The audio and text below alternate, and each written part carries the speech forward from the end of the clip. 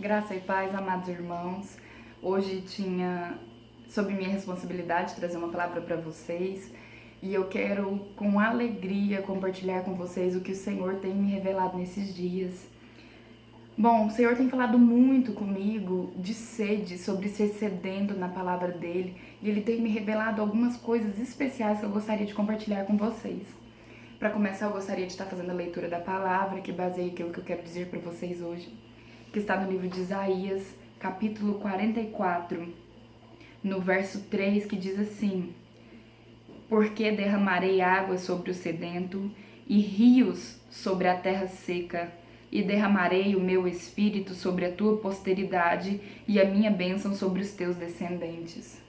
Irmãos, essa palavra do Senhor é uma palavra profética.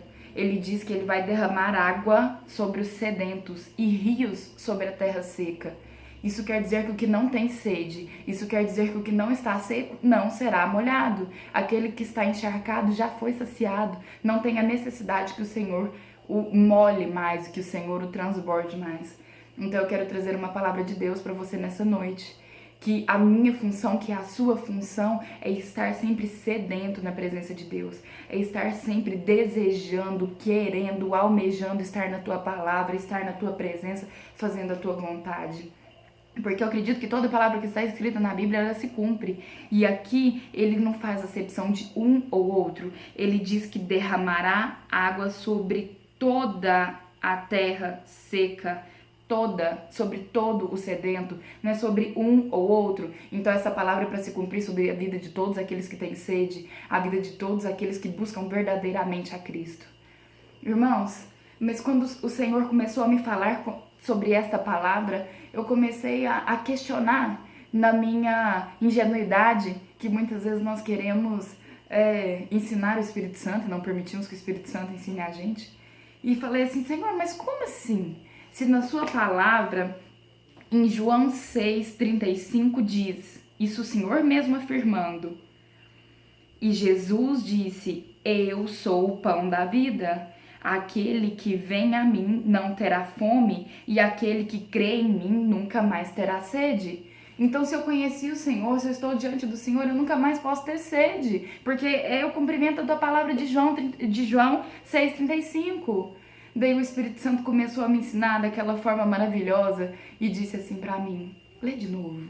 E eu lia o versículo e ele falava: lê de novo. E eu relia o versículo até então que ele completou o versículo, que ele terminou pra mim e disse assim: E disse-lhe Jesus: Eu sou o pão da vida. Aquele que vem a mim não terá mais fome, e quem crê em mim nunca mais terá sede de qualquer outra coisa.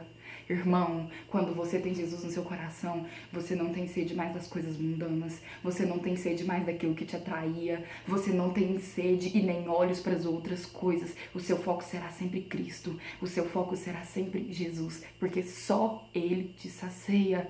A sede não é que você tem que parar de ter sede dele, que você tem que parar de ter sede de buscar Ele. Essa sede, irmão, é a sede que vai te manter vivo, que está escrito lá em Isaías, no capítulo 43, que eu li para vocês, que ele derramará água sobre toda a terra seca.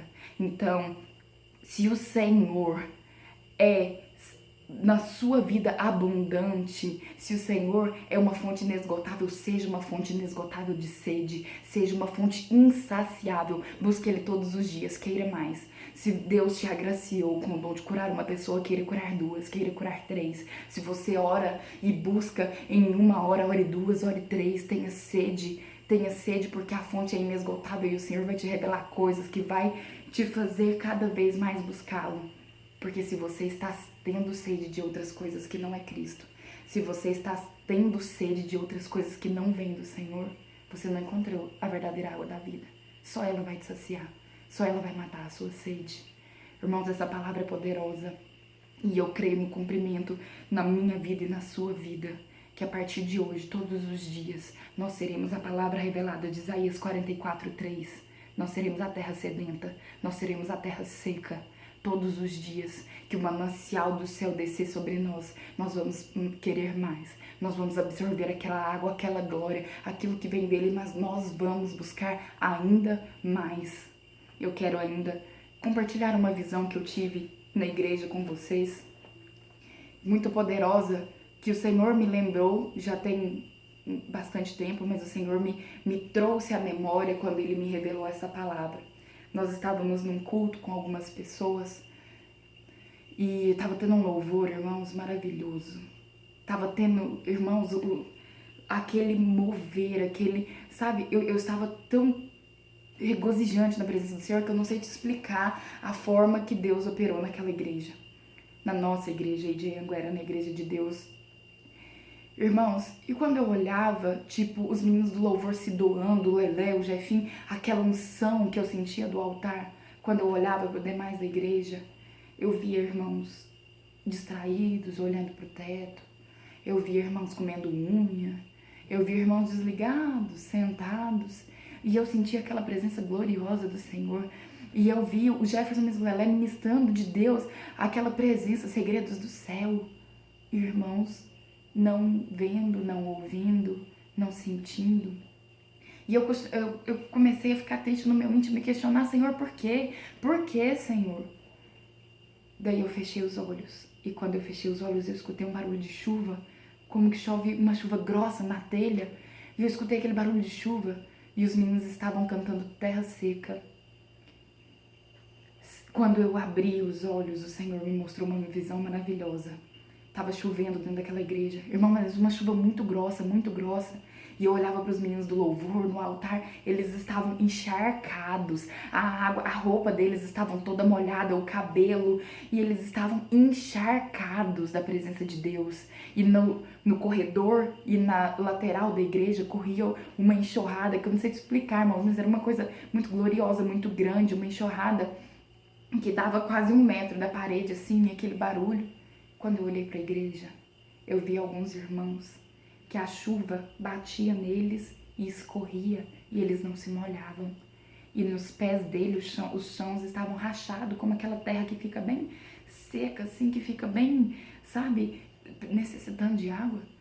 E eu questionava, Senhor, mas uma chuva desse tamanho, a tua glória desse tamanho, por que estes irmãos não estão sendo molhados? Por que essa terra não está sendo revitalizada, não está recebendo a tua presença?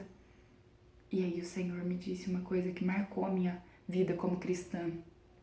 O Senhor disse que é para quem quer, é para quem tem sede dele. Que era muito mais fácil ficar na sua zona de conforto, ficar ali desligado, que o problema não era no louvor, que o problema não era na igreja, o problema era nas pessoas que tinham deixado de buscar, que tinham deixado de parar de sentir sede, e que ele não é invasor, ele não é invasor. Então mesmo aquelas pessoas estando num ambiente de glória, mesmo aquelas pessoas estando recebendo, presenciando a presença de Deus, estavam assistindo, mas não estavam recebendo. Irmãos, aquela terra estava seca, aqueles irmãos estavam morrendo espiritualmente, morrendo, saciados de outras coisas, saciados do que te distraía, do que te tirava atenção, saciados daquilo que não era a presença de Deus. Porque só o que pode revigorar a terra, fazer um novo broto nascer, uma flor florescer, é a chuva que vem do Senhor. Você só vai poder dar frutos se você se alimentar da água viva que é o Senhor.